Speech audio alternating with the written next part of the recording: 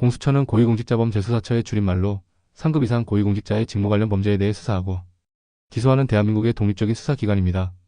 공수처가 하는 일. 첫 번째, 권력형 비리 척결. 고위공직자들의 비리 의혹을 독립적으로 수사하여 권력형 비리를 척결합니다.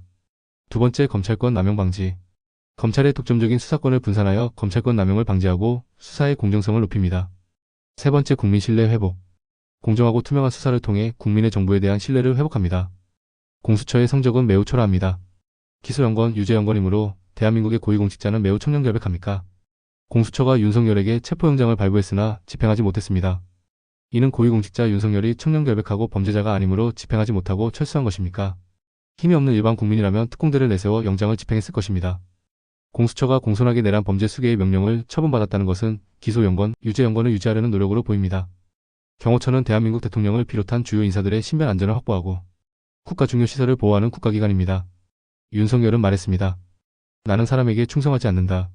경호처는 윤석열에게 충성하지 않습니다. 경호처는 범죄자에게 충성하는 조직이 아닙니다. 윤석열은 탄핵당하여 직무가 정지된 범죄 피의자입니다. 경호처가 범죄자 윤석열을 경호하는 것은 범죄 피의자에게 충성하는 것입니다. 대한민국은 준내전 상태입니다. 한국인만 준내전 상태라는 것을 모를 뿐입니다. 미국 CNN, 영국 BBC, 독일 ARD, 일본 NHK 등 세계의 언론은 지금의 한국을 준내전 상태의 나라로, 대통령이 군과 경호처의 무장력으로 법 집행에 저항하고 있는 나라로 인식하고 있습니다. 준내전 상태에서 한 발 더 나아가면 실질적인 내전 상태가 됩니다. 내전 상태는 무정부 상태의 전쟁 상황과 같습니다. 당신들이 흔히 비유하는 소말리아처럼 됩니다. 그런데 말입니다. 소위 우파라는 놈들은 태극기와 성조기는 왜 들고 지랄하십니까? 윤석열이 국가이고 미국의 총독입니까?